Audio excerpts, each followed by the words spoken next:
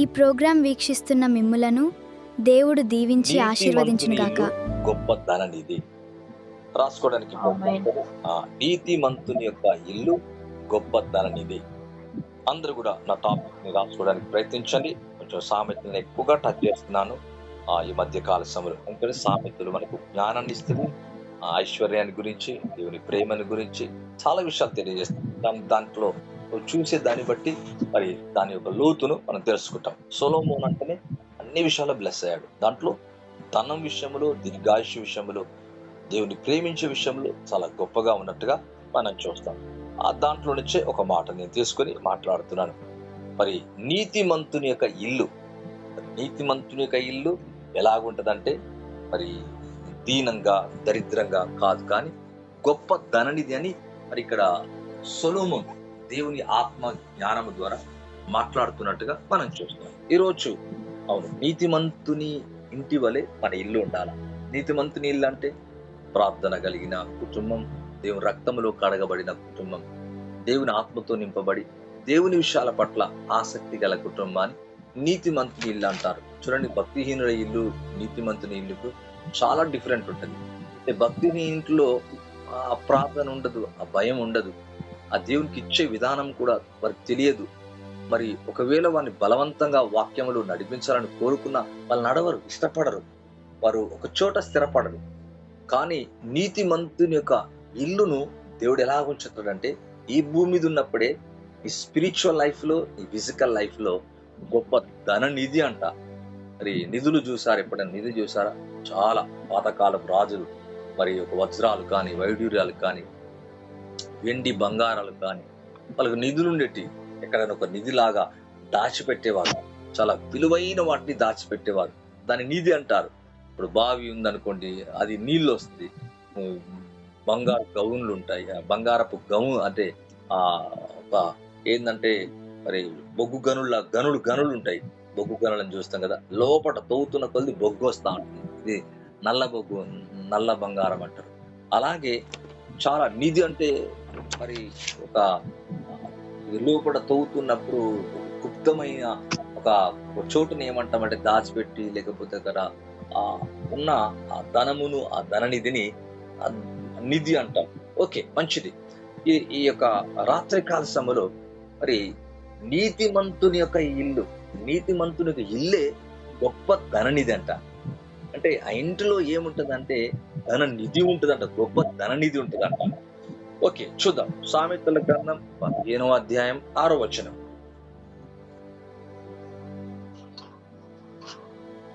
సామెతల గ్రంథం నీతిమంతుడి ఇల్లు గొప్ప ధననిధి.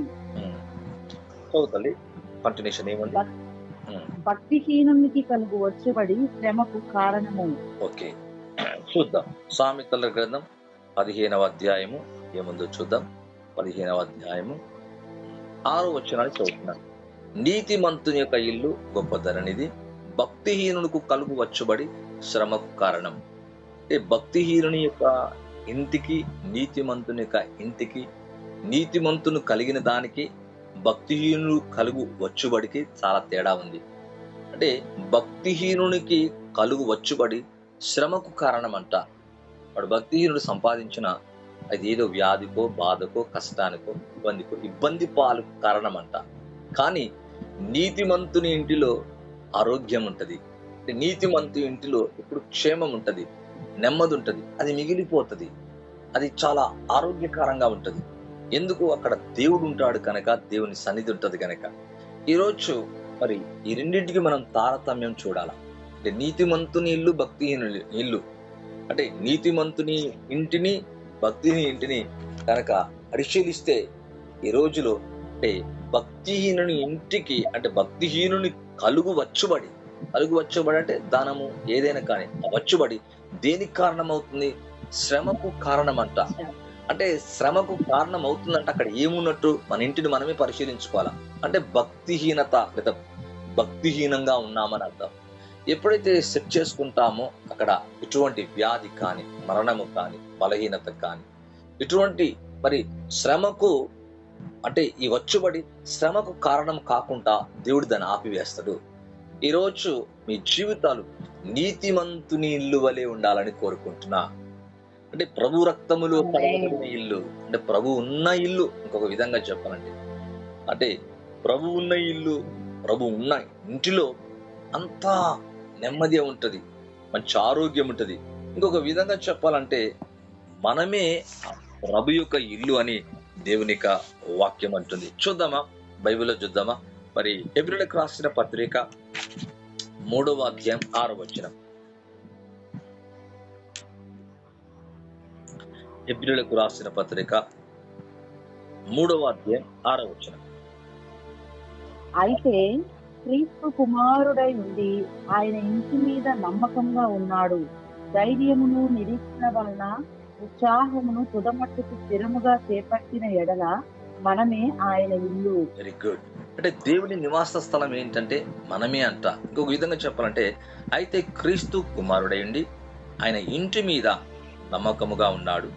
ధైర్యమును నిరీక్షణ వలన ఉత్సాహమును తుదమట్టుకు స్థిరముగా చేపట్టిన ఎడల మనమే ఆయన ఇల్లు. మీరు కొంచెం పైకి గనక చెప్తే, మోషే తన ఇల్లంతటిలో కొంచెం గనక చూస్తే మనకు అర్థమైతే, ముందు చెప్పు సంగతులు సాక్షార్థంగా మోషే పరిచారకుడైండి దేవుని ఇల్లంతట్లో నమ్మకంగా ఉండెను. అంటే దేవుని ఇంటిలో, అంటే దేవుని పనులు, దేవుడు అప్పగించిన సంఘములో ఎలాగున్నాడంటే నమ్మకంగా ఉన్నట్టుగా. అంటే దేవుని పనులకు, దేవుని ఇల్లంతటిలో నమ్మకంగా ఉన్నాడు. కానీ క్రీస్తు అయితే కుమారుడైంది ఆ ఇంటి మీద నమ్మకముగా ఉన్నాడు.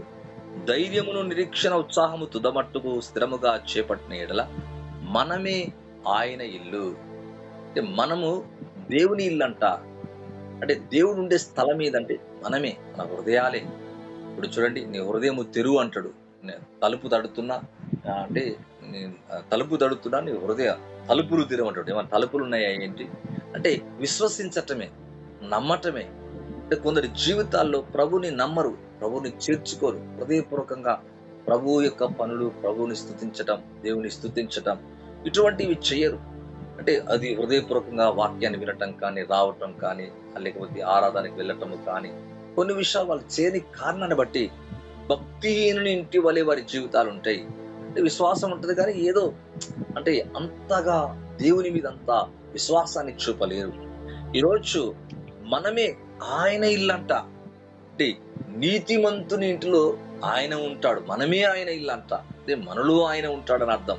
అందుకే ఒక మాట అంటాడు, కొరింథీయులకు రాసిన పత్రికలో ఒక మాట అంటాడు, మీరు దేవుని ఆలయమై ఉన్నారని మీరు ఎరగరా. అంటే మనమే ఆయన ఇల్లు, మనమే ఆలయం. ఇంకొక విధంగా చెప్పాలంటే మనలో ప్రభువు నివసించినప్పుడు, మన హృదయాల్లో నివసించుట, మరి మన ఆత్మలో నివసించినప్పుడు ఆ ఇల్లు గొప్ప ధననిధిగా, అంటే వారి జీవితాలు గొప్ప ధననిధిగా మారతాయి. దాని అర్థం మనమే ఆయన ఇల్లు. అంటే మన ఆత్మ శరీరాలే దాని అర్థం. ఏదో మనం ఇంటి కట్టుకునే ఇల్లు కాదు, మన జీవితమే. అంటే మన హృదయమే. ఒక విధంగా చెప్పాలంటే మన ప్రాణాత్మ శరీరాలే ఆయన అడ్రస్ కు గుర్తు. అంటే వీటిలో, మన హృదయములో, మన ఆత్మలో ప్రభు నివసించిన చోట అక్కడ గొప్ప ధననిధి ఉంటదంట. అది నీతిమంతుని ఇల్లు. అంటే నీతిమంతుని ఇంట్లో ఆయన నివాసం చేస్తారు. ఇప్పుడు చూడండి, ఇప్పుడు పందులు చూడండి, వాడికి ఒక నివాస స్థలం ఉంటుంది, బురదలో ఉంటాయి అవి. కొన్ని చూడండి, పక్షులు చూడండి, అవి చెట్టు మీద పైన చక్కటి పచ్చగా ఉండి ఆ కొమ్మల మధ్యలో గూడు కట్టుకుని అది ఉంటది. కొన్ని కాకిని చూడండి, అన్ని ఇనప అన్ని వేసుకుని అందులో అది గూడు కట్టుకొని ఉంటది. అట్లా అన్నిటికీ ఒక నివాస స్థలం ఉంది. మరి దేవునికి ఎక్కడ నివాస స్థలం? పరలోకం కరెక్టే, పరలోకం ఉంటాడు. మన మనుషుల మధ్యలో ఎక్కడ ఉంటాడు ఆయన? మనం చేసుకునే ఇంట్లో కాదు, మన జీవితంలో ఉంటాడు, మన హృదయాల్లో, మన ఆత్మలో ఉంటాడు. కాబట్టి ఈరోజు నీతిమంతుని ఇల్లు వలె మనం ఉండాలా. అంటే నీతిమంతుని ఇల్లుని దేవుడు ఏం చేస్తున్నాడు? ధననిధిగా, గొప్ప ధననిధి అంట. ధననిధి కాదు, గొప్ప ధననిధి. ఈరోజు మీరు గొప్ప ధననిధిని చూడబోతున్నారు. అవును, గొప్ప ధననిధిగా మిమ్మల్ని మార్చివేస్తున్నాడు. మీ జీవితాన్ని, నా జీవితం. అంటే అప్పు సమస్య, ఆర్థిక సమస్య ఈ లోకపరమే కాదు, ఈ లోకపరమైన గొప్ప ధననిధే కాదు, ప్రభువుని కలిగి ఉండటమే. ఇంకొక విధంగా చెప్పాలంటే రక్షకుణ్ణి కలిగి ఉండటమే ఆయనే గొప్ప ధననిధి. ఆయనని కలిగి ఉండటమే మనం గొప్ప ధననిధి. యేసు ప్రభు యొక్క రక్షణ, లేకపోతే పాప క్షమాపణ, నీతిమంతుడు కావటమే గొప్ప ధననిధి. ఒక విధంగా చెప్పండి, మన పాపాలు క్షమించబడి, అంటే ఆయన మనకున్న మురికంతా తొలగించి, అపవిత్రత అంతా తీసివేసి, అపవిత్రమైన జీవితాన్ని తొలగించి మనని నీతిమంతులుగా చేయటమే గొప్ప ధననిధి. ఈరోజు మీ జీవితాలు నీతిమంతుని ఇల్లు గొప్ప ధననిధి, భక్తిహీనుడి కలుగు వచ్చుబడి శ్రమకు కారణమంట. ఈ ఫైనాన్షియల్ బ్రేక్ త్రూలో మరలా అంటున్నా, మీ జీవితాలు బ్రేక్ త్రూగా మారుడు గాక. మరలా యేసు నామములో మీరు ఫైనాన్షియల్ బ్రేక్ త్రూతో పాటు, స్పిరిచువల్ బ్రేక్ త్రూతో పాటు, మరలా అంటున్నా ఫిజికల్, స్పిరిచువల్ ప్రతి దాంట్లో బ్రేక్ త్రూ చూస్తారు. చూద్దామా? దేవుని యొక్క వాక్యంలో చూద్దామండి. మరి ద్వితోపదేశకాండం మనందరికి తెలిసిన మాట ఇది. ఒక మాట చూద్దామండి. 28:12.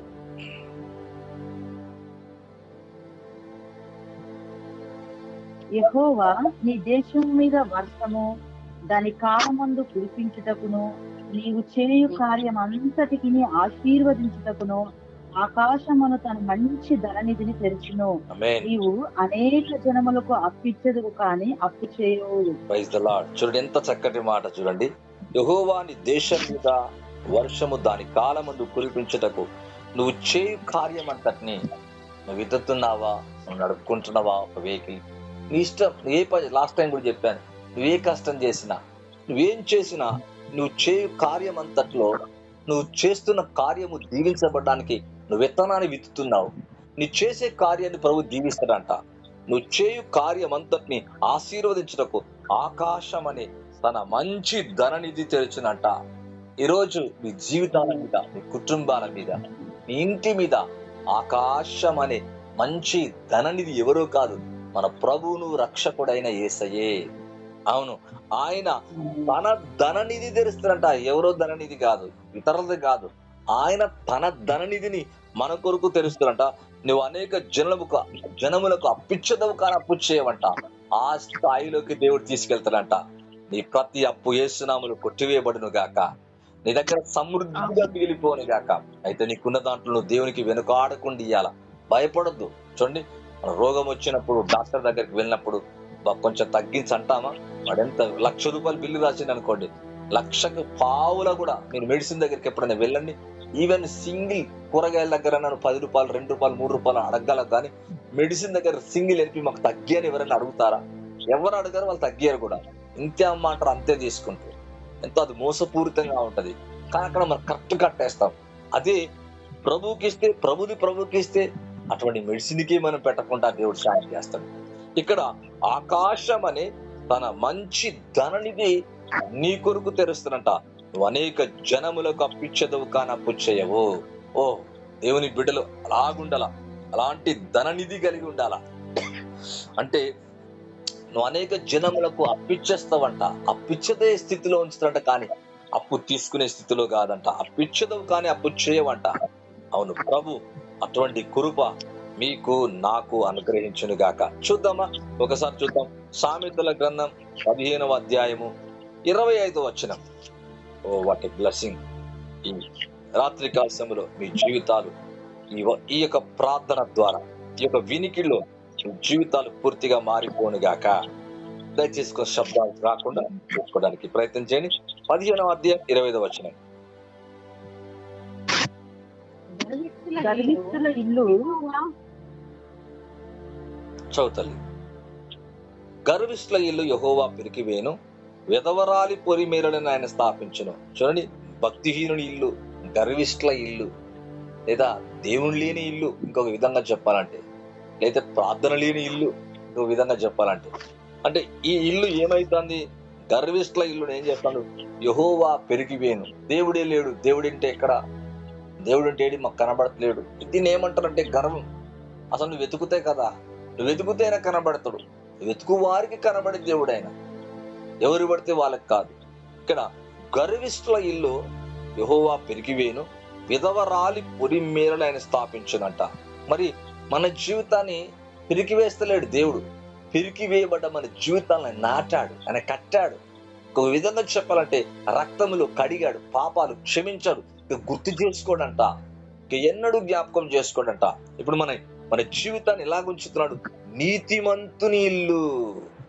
కొందరు జీవితాలు చూడండి, భక్తిహీనుని ఇల్లు వేరే, నీతిమంతుని ఇల్లు వేరే. నీతిమంతుని యొక్క ఇంటిలో సమాధానం, క్షేమం, ఆరోగ్యం.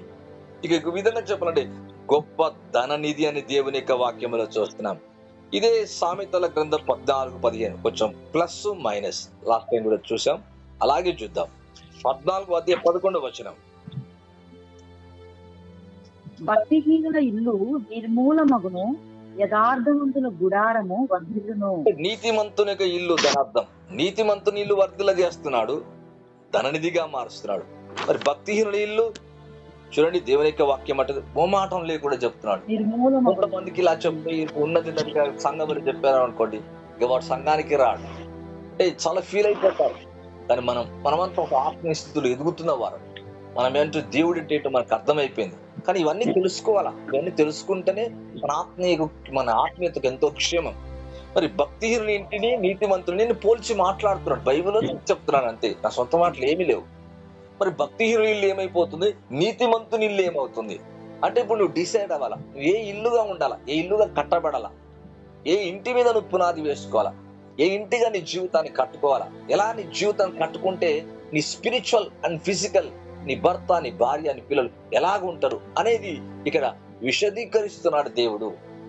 భక్తిహీనుని ఇల్లు ఆ వచ్చుబడి శ్రమకు కారణమంట. భక్తిహీనుని ఇల్లు, గర్విష్ఠుల ఇల్లు తిరిగివేయబడుతుందంట. భక్తిహీనుని ఇల్లు నిర్మూలమగునని దేవుని యొక్క వాక్యం అంటుంది. అంటే ఈ రోజు మనం ఏం నేర్చుకోవాలంటే నీతిమంతుని ఇల్లుగా మారాలా. భక్తిహీనుల ఇల్లుకి నీతిమంతుని ఇల్లుకి తేడా ఉంది. ఎక్కడ ప్రేయర్ లేదు, వాక్యము లేదు, దేవుడంటే భయము లేదు, భక్తి లేదు, ప్రార్థనకి వెళ్ళకపోవటం, వినకపోవటం, అసలు వాటి మీద లక్ష్యం పెట్టకపోవటం, ఇష్టం లేకపోవటం, ఇవన్నీ కొంత సమయం ఇస్తాడు ఇవ్వడానికి కాదు. చాలాసార్లు చెప్తాడు, చాలా సమయం ఇస్తాడు. వాళ్ళ ఓపిక మించిన సమయం ఇస్తాడు దేవుడు. ఏదైనా ఓపిక మంతుడు, దీర్ఘశాంతుడు, కృపా సమృద్ధి గల దేవుడు.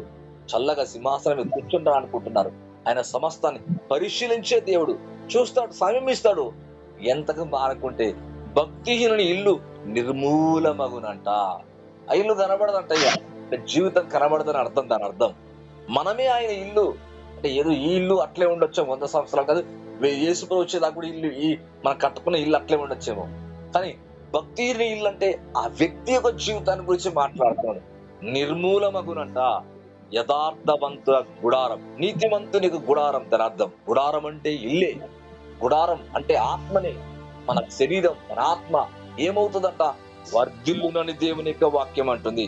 ఈరోజు నీ ఇంటిని దేవుడు వర్ధిల్ల చేయను గాక, నీ కుటుంబాన్ని ధననిధిగా మార్చివేను గాక. మరి ఇక్కడ కొంత మనం మైనస్ లో చూస్తున్నాం, ప్లస్ లో చూస్తున్నాం. అనగా మరి నెగిటివిటీ, భక్తిహీనునికి నీతిమంతునికి తేడాలు చూస్తున్నాం. సామెతల గ్రంథం 14:వ ఇదే దాంట్లో మొదటి వచనం చూడండి నాన్న.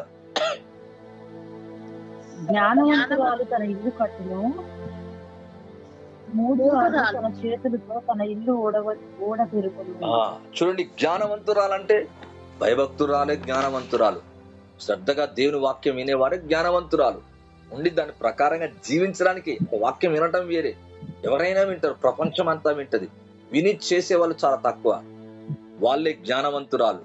జ్ఞానవంతురాలు తన ఇల్లు కట్టుకుంటదంట. అంటే తన జీవితాన్ని, తన కుటుంబాన్ని, తన ఆత్మీయతను ఇంకొక విధంగా చెప్పాలంటే ఇల్లు కట్టుకోవటం అంటే ఇల్లు ఆల్రెడీ కట్టే ఉంది కదా, ఆ ఇంటిని గురించి కాదు, కట్టబడిన ఇంటి గురించి మాట్లాడతలేడు.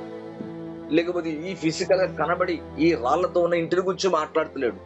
అంటే నీ ఆత్మీయ ఇల్లుని ఏం చేస్తావు, ఎక్కడ పడిపోయినా, ఎక్కడ పాడైపోతుంది, ఎక్కడ శిథిలమైపోతుంది, నా ప్రేయర్ ఎక్కడ పోతుంది, నా బ్రతుకు ఎక్కడ అలా వెనకబడిపోతుంది, ఎక్కడ ఏ పాపములు, ఏ శోధనలు నేను ఉంటున్నా, ఎక్కడ శోధింపబడుతున్నా, ఎక్కడ నా జీవితాన్ని సరి చేసుకున్నటువంటి పాపం ఉంటుంది, మరి సరి చేసుకోవాలా ప్రభా. అంటే జ్ఞానవంతురాలు కుటుంబానికి చాలా అవసరం.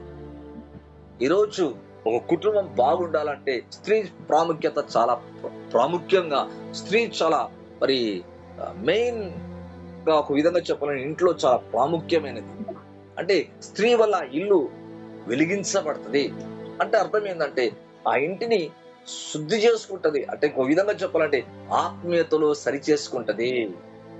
ఈరోజు జ్ఞానవంతురాలు తన ఇల్లును కట్టునంట. భర్త జీవితాన్ని, భర్త పిల్లల జీవితాన్ని, కుటుంబ జీవితాన్ని తను ప్రార్థించుకుంటూ, కన్నీరు గార్చుకుంటూ, ఇంటి పని చేసుకుంటూనే, పొలం పని చేసుకుంటూనే, లేకపోతే ఇంకొక వేరే వేరే ఇంట్లో ఉన్న పనులన్నీ చేసుకున్న తర్వాత కొంత సమయాన్ని గడుపుతుంది. నేను అన్నాను, కొంతమంది పెద్ద స్త్రీలు వాళ్ళు బాగా ప్రార్థించేవాళ్ళు. పనంతా తీర్చుకొని అయిపోయిన తర్వాత 11 కూర్చునే తల్లి నీరు గాచేది. 3 గంటల దాకా విలపిస్తూ ప్రార్థిస్తూ అనేకుల కొరకు ప్రార్థించేది. దేవుని శక్తి దిగొచ్చేది. ప్రవచనాత్మకంగా చక్కటి మాటలు ఉండేటి, ఎగ్జాక్ట్ గా జరిగేటి. ఈరోజు నిజమే, జ్ఞానవంతురాలు తన ఇల్లును కట్టునంట, 3 రాళ్ళు తన చేతులతో తన ఇల్లును ఊడబెరుకును. తన చేతులతోనే ఊడబెరుక్కుంటదంట. అంటే అక్కడ ఏంటంటే, చేతులతో ఊడబెరుక్కోవటం అంటే లేదు, చేతులు మోకరించి, ఆ కాళ్ళు మోకరించటం లేదు, చేతులు జోడించటం లేదు. ఇక తన చేతులతో తానే ఊడబెరుక్కునే పరిస్థితి ఏర్పడుతున్నాయి ఈ రోజులలో. అంటే మన జీవితాన్ని ఒక్కసారి పరిశీలించాలి, ఎట్లా ఉంది అంటే, నీతిమంతుని ఇల్లు గొప్ప ధననిధి లాగుంటే భక్తిహీనుని ఇల్లు ఎలాగుందో ఒక్కసారి చూడండి. మరి 3 రాళ్ళు అంటే 3 రాళ్ళ ఇల్లు అన్నట్టు. అంటే జ్ఞానవంతురాలు ఇల్లు చూడండి కట్టబడుతుంది, నీతిమంతుని ఇల్లు చూడండి ధననిధిగా ఉంటుంది. మరి భక్తిహీనుని ఇల్లు పెరికి వేయబడుతుందంట. ఈరోజు మన ఇల్లు, మన ఆత్మీయమైన ఇల్లు, మన మన అంతరంగం, మన జీవితం గొప్ప ధననిధిలాగా ప్రభు ఆత్మ చేత నింపబడాలా, ప్రభు శక్తి చేత నింపబడాలా, జ్ఞానముతో నింపబడాలా, దేవుని శక్తితో నింపబడాలా, వరములతో నింపబడాలా. అవును, మనం కదులుతున్నప్పుడు ప్రభు శక్తిని తీసుకొని వెళ్ళే వారిగా ఉండాలా.